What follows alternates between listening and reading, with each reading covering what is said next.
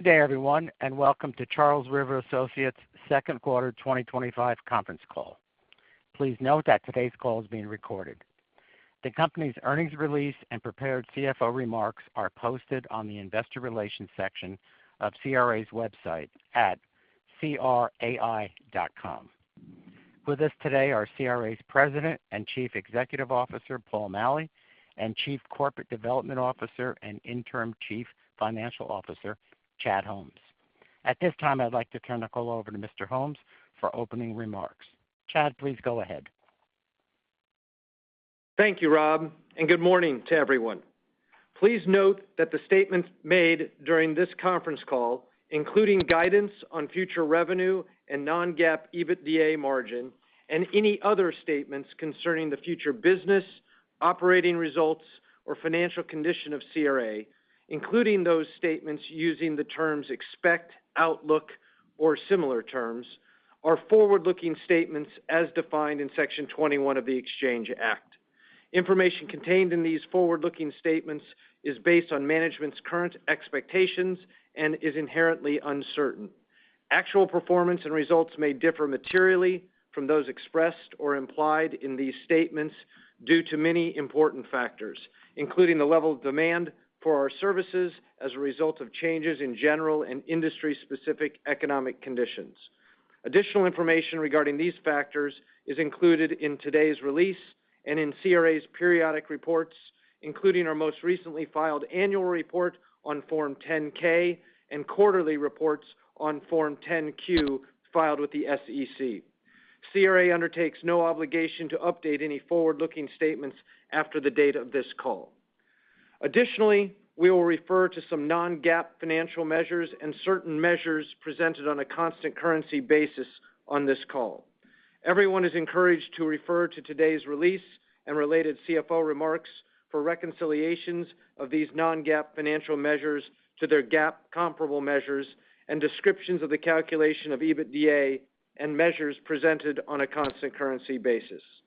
I will now turn it over to Paul for his report. Paul? Thanks, Chad, and good morning, everyone. Thank you for joining us today.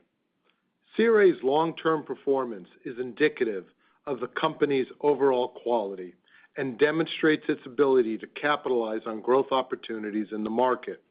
We extended our run of strong performance into the second quarter of fiscal 2025, building on 7 consecutive years of record annual revenue and a best-ever first quarter start to fiscal 2025. Revenue in the second quarter increased by 9% year-over-year to $186.9 million. Our performance was broad-based, with 7 of 11 practices growing year-over-year.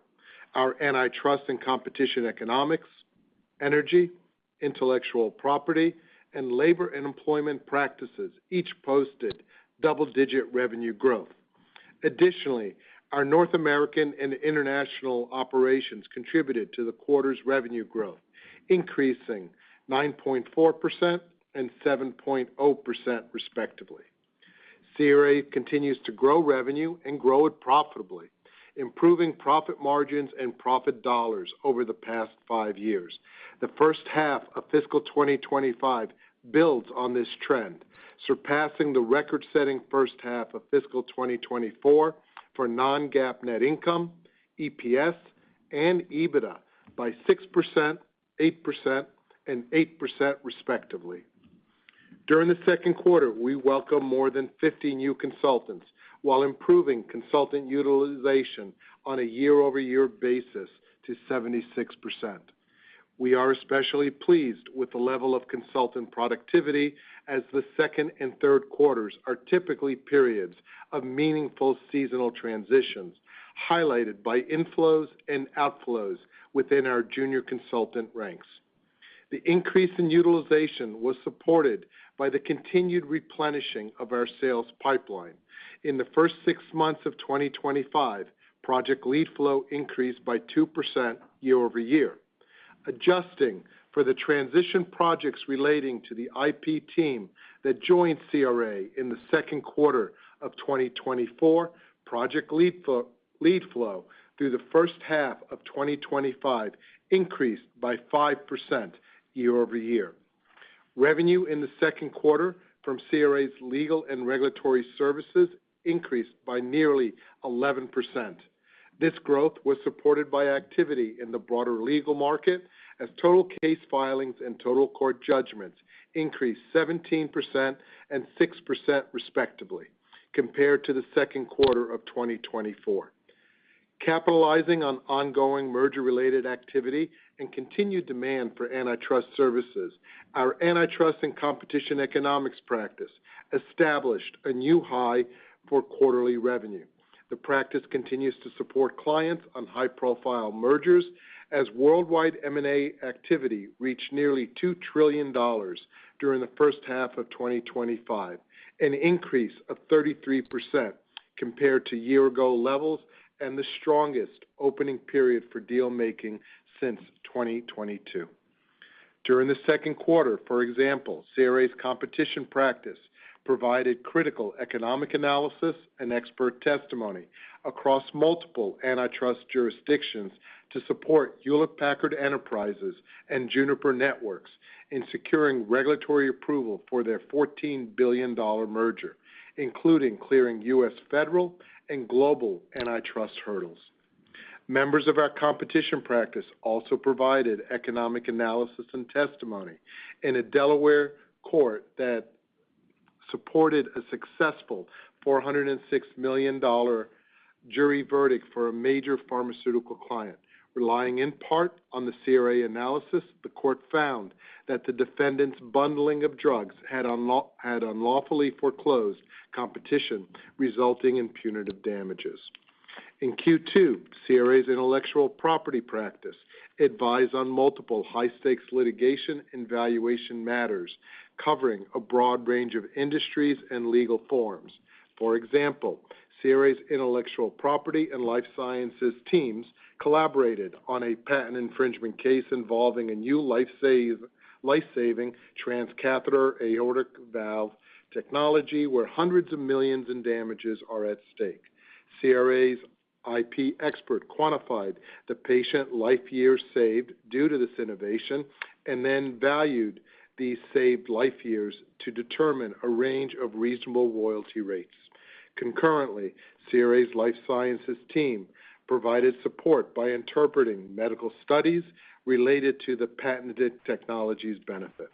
In another IP matter, a CRA expert provided testimony regarding investment in a U.S. domestic industry and public interest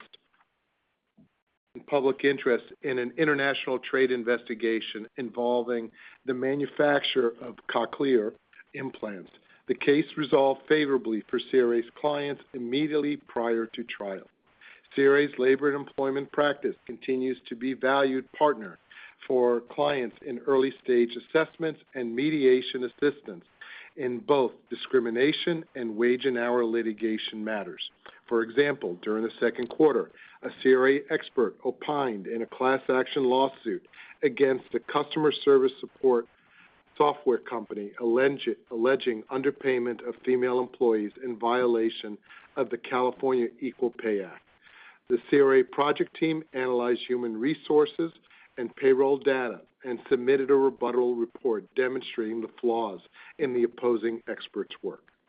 Within our management consulting services, revenue increased roughly 5% year-over-year, led by the continued strong performance of our energy practice.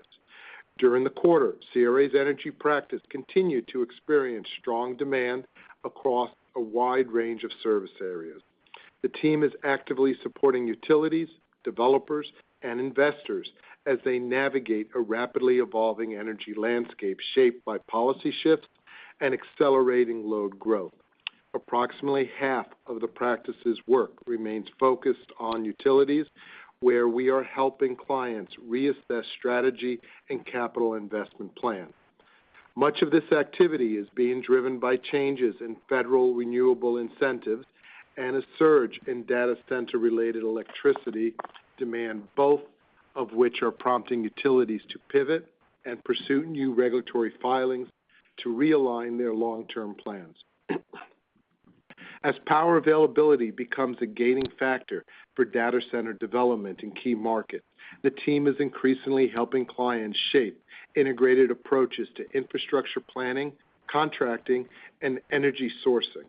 During the second quarter, the energy practice advised an electric utility on how to structure its response to anticipated large load requests. It also led a buy-side due diligence for a client evaluating the acquisition of a data center asset and supported multiple developers on siting strategy and utility engagement. Our life sciences practice continued to adeptly navigate challenging industry dynamics, posting a slight decline in the second quarter, but expanding year over year for the first half of fiscal 2025. In the second quarter, the practice continued to support client strategic initiatives across a range of strategy, policy, and expert witness projects. For example, the practice continues to work in the immune oncology space, helping clients to assess opportunities and develop launch strategies for new products and combination therapies. Overall, I'm grateful to all of my colleagues for their hard work during the second quarter as we helped our clients address their most important challenges. Combined with the first quarter, the start of fiscal 2025 represents the best first half of revenue in the company's history. Year to date, on a constant currency basis relative to fiscal 2024, CRA generated total revenue of $367.6 million and non-GAAP EBITDA of $47.7 million, resulting in a margin of 13%. Given our strong first half results and a healthy pipeline, we are increasing our revenue guidance and raising the lower end of our profit guidance. For full year fiscal 2025, on a constant currency basis relative to fiscal 2024, we expect revenue in the range of $730 million to $745 million, and non-GAAP EBITDA margin in the range of 12.3% to 13.0%. This new guidance compares with prior revenue range of $715 million to $735 million and non-GAAP EBITDA margin in the range of 12.0% to 13.0%. As the remainder of our fiscal year ends on January 3rd, 2026, resulting in a 14th week in the fourth quarter of fiscal 2025. While we are pleased with CRA's strong start to fiscal 2025, we remain mindful that uncertain global macroeconomic, business, and political conditions can affect our business and our client needs. With that, I'll turn the call over to Chad for a few additional comments. Chad? Thanks, Paul. As a reminder, more expansive commentary on our financial results is available on the Investor Relations section of our website under Prepared CFO Remarks. Before we get to your questions, I will provide a few additional metrics related to our performance in the second quarter of fiscal 25. In terms of consultant headcount, we ended the quarter at 937, consisting of 159 officers, 557 other senior staff, and 221 junior staff. This represents a 3.2% year-over-year decrease compared with the 968 consultant headcount reported at the end of Q2 fiscal 2024. Adjusting for the effects of portfolio optimization actions completed over the past year, our current consultant headcount is flat year over year. Over the next couple of months, we look forward to welcoming the remainder of our 2025 analyst class, which in total will consist of more than 100 recent college graduates as we continue to feed those practices that are able to capitalize on growth opportunities. Non-GAAP selling, general, and administrative expenses, excluding the 2.4% attributable to commissions to non-employee experts, was 16.3% of revenue for the second quarter of fiscal 2025, compared with 16.4% a year ago.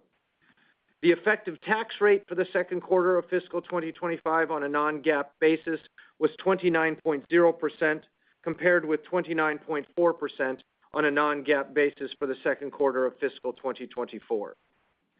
Turning to the balance sheet, DSO stood at 110 days at the end of the second quarter, consistent with the 110 days at the end of the second quarter of fiscal 2024.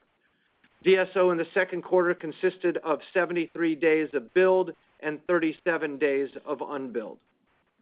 With respect to our capital and capital deployment during the quarter, we concluded the quarter with $19.4 million of cash and $120 million of borrowings under our revolving credit facility, resulting in a net debt of $100.6 million. The borrowings were used to manage working capital needs during the first two quarters, including the funding of annual bonus payments as we have done in prior years. In addition to the normal bonus cycle, the second quarter of 2025 saw cash outlays of $13.5 million for talent investments and $1.2 million for capital expenditures. During the second quarter, we returned $46.6 million of capital to our shareholders, consisting of $3.4 million of dividend payments and $43.2 million for repurchases of approximately 231,000 shares. We currently have $14.9 million available under our share repurchase program. We concluded the second quarter of fiscal 2025 with total liquidity of $145.9 million, consisting of $19.4 million of cash and cash equivalents and a further $126.5 million of availability on our line of credit. That concludes my prepared remarks. Before we open the call for questions, Paul has a few final comments. Paul? Thanks, Chad. Before we start the Q&A, I want to take a moment to welcome the newest members of CRA's executive leadership team. As we announced last week by press release and effective August 4th, Eric Nierenberg has been promoted to Executive Vice President, Chief Financial Officer, and Treasurer.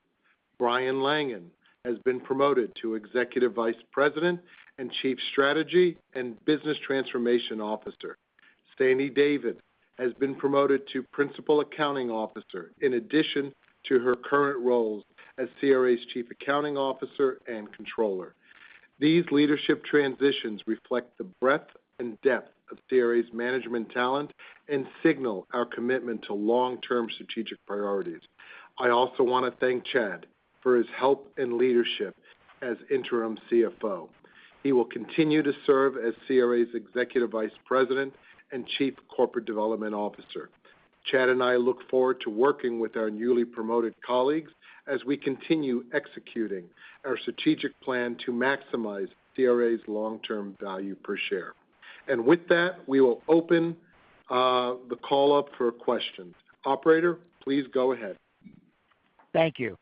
At this time, we'll be conducting a question and answer session. If you'd like to ask a question, please press star one on your telephone keypad. A confirmation tone will indicate your line is in the question queue. You may press star two if you'd like to remove your question from the queue. One moment, please, while we poll for questions. Our first question comes from Marc Riddick with Sidoti & Company. Please proceed with your question. Thank you. Good morning. Good morning, Mark. So I was wondering if you could talk a little bit about maybe some of the drivers around the guidance raise, and it's certainly encouraging, but I was sort of curious as to maybe how you feel about the levels of visibility this time of year relative to maybe what they've been historically, and if there were any particular things that sort of underpin that a bit. Sure. We begin with just, again, a strong first half of fiscal 2025, and that's a continuation of a really strong fiscal 2024. So we've had great continuity across our portfolio in delivering profitable revenue growth. So we begin with that. We're also quite excited about the level of lead flow activity coming into the firm through the first half of fiscal 2025. With respect to, has our visibility changed standing here today? I would say no, but what we can't foresee is any kind of disruption associated with the geopolitical environment in the months and quarters ahead. But with everything that we see before us, we remain bullish about CRA's future. Great. And I was sort of curious as to whether you're seeing much in the way of any particular shift in M&A regulatory needs with the current administration, whether that's changed much over the last few months, or whether clients are sort of engaged in a different form. And the other part of this, I guess, maybe the size of some of the deals that you've seen. Are you getting the sense that some of the deals that you're working on have been larger? Are they sort of taking longer to sort of go through the process, or are they kind of similar to what they've been historically? Yeah, I mean, I guess you got to start with highlighting that our antitrust and competition economics practice again posted its best quarter ever. So their demand profile remains really strong, both here in North America and internationally. I think it's difficult to answer your question just because of the small sample set we have to compare to. There's clearly been a lot of discussions about what's going on in the U.S. regulatory bodies and what's going on abroad.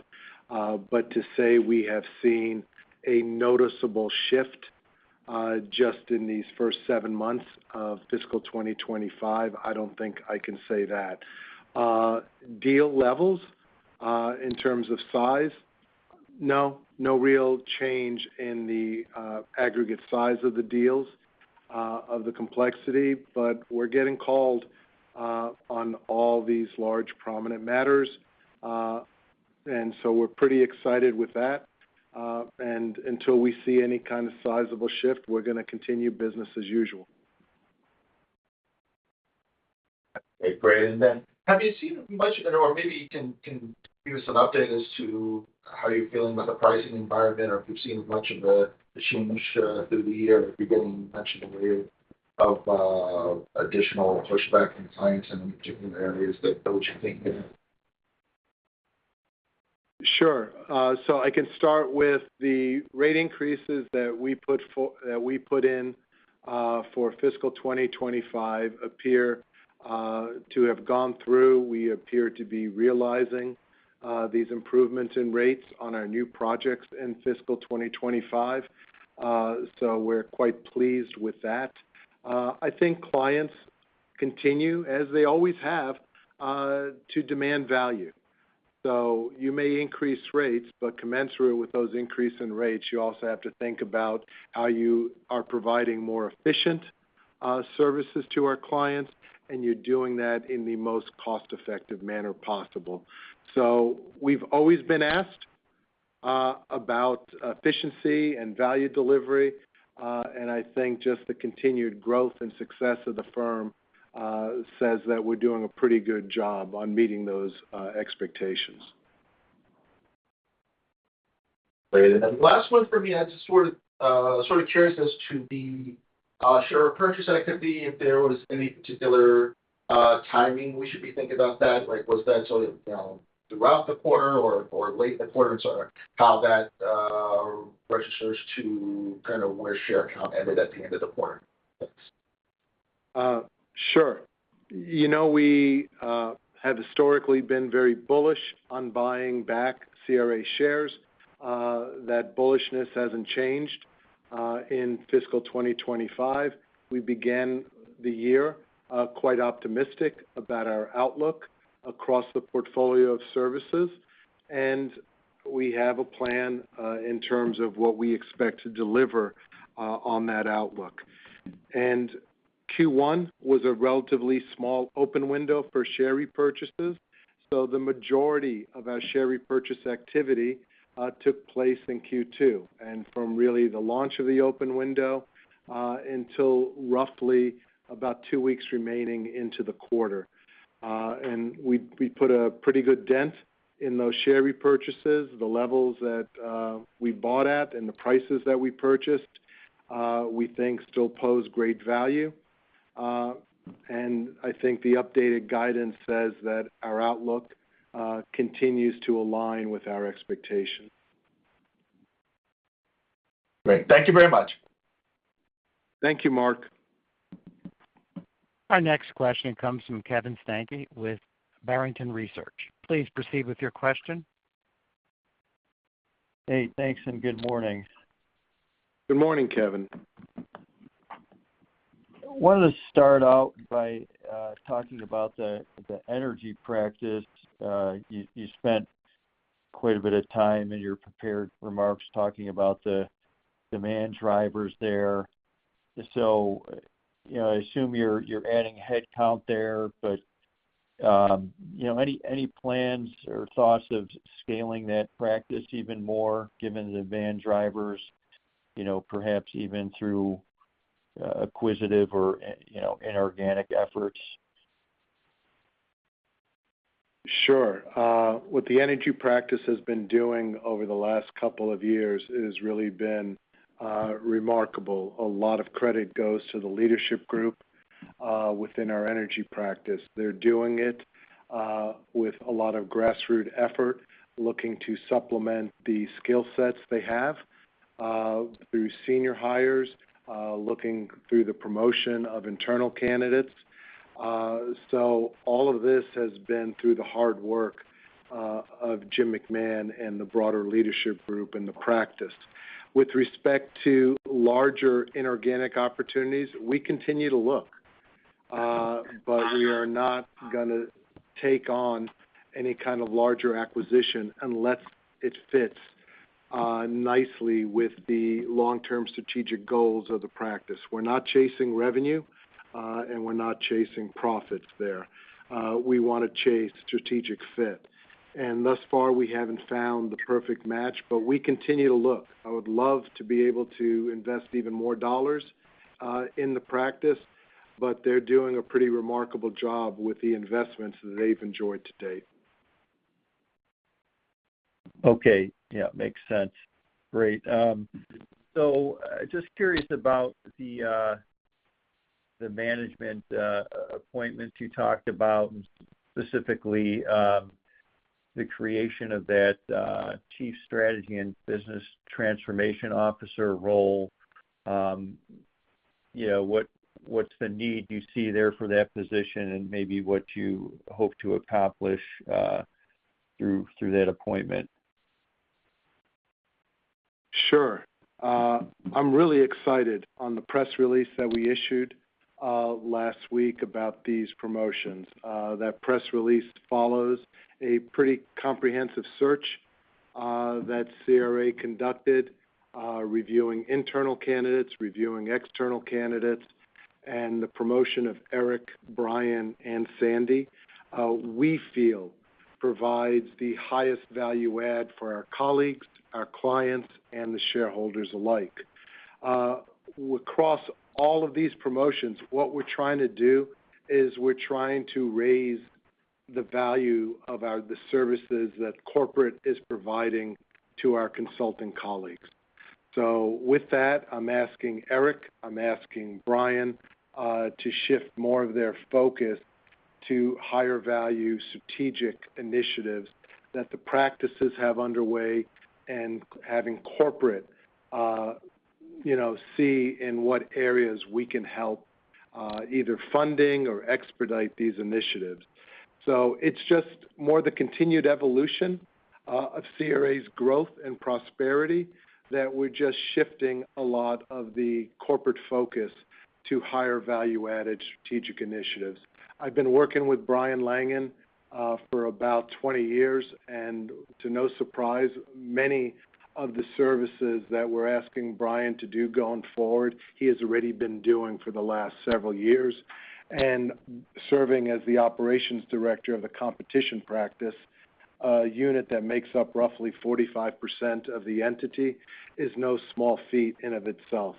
So really excited about all three promotions and the value they can provide to CRA.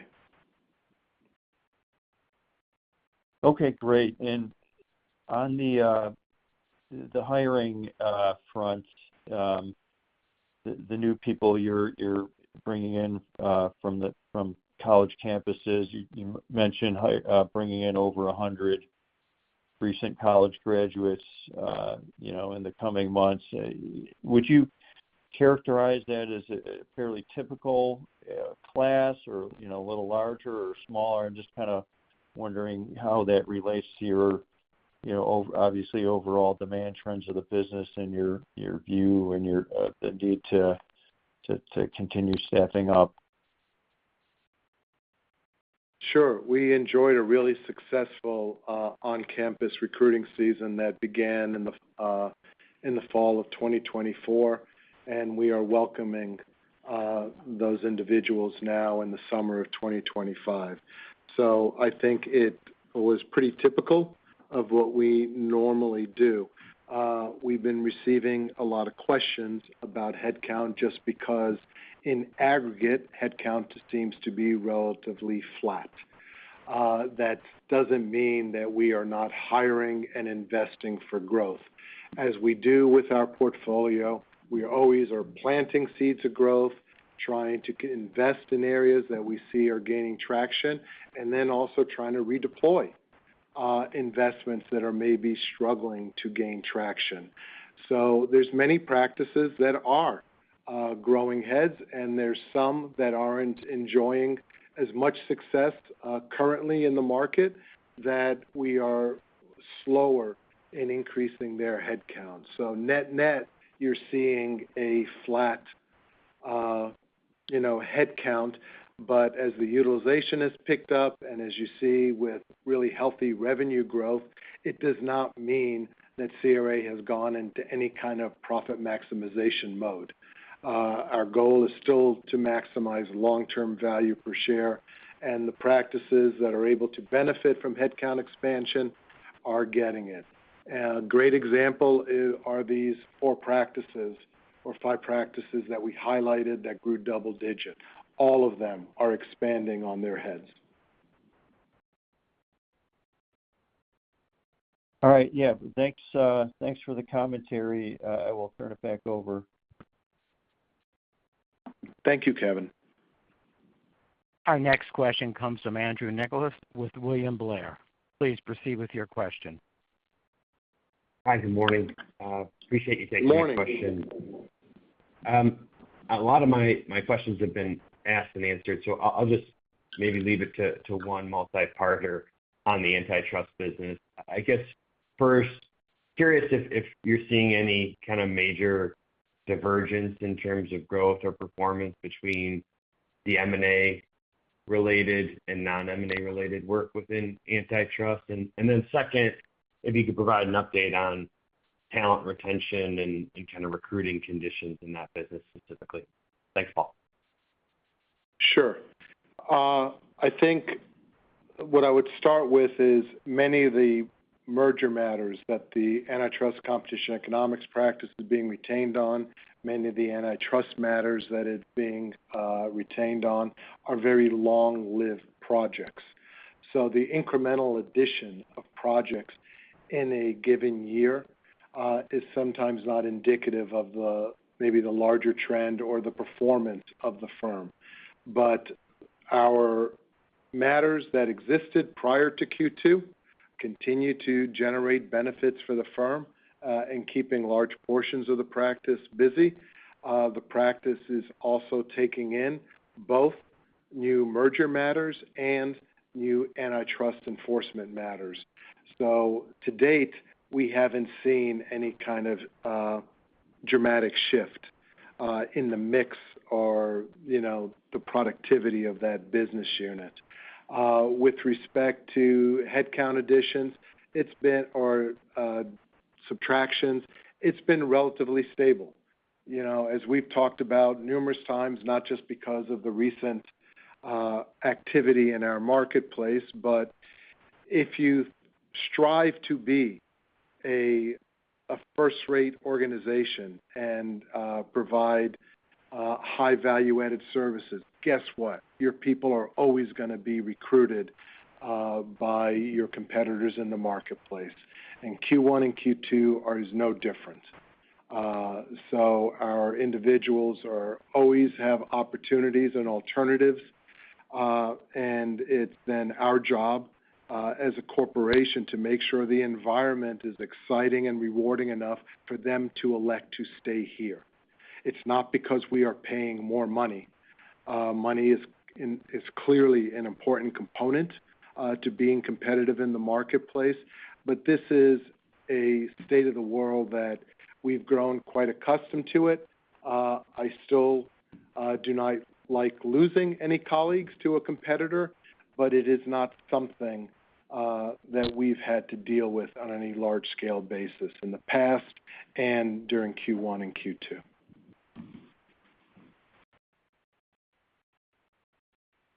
Thank you. Great. Thank you, Andrew. We have reached the end of the question and answer session. At this point, I'd like to turn the call back over to Paul Maley for closing comments. Thank you, Rob. And again, thanks to everyone for joining us today. We appreciate your time and interest in CRA. We'll be participating in meetings with investors in the coming months, and we look forward to updating you on our progress on our third quarter call. With that concludes today's call. Thank you. This concludes today's conference. You may disconnect your lines at this time, and we thank you for your participation.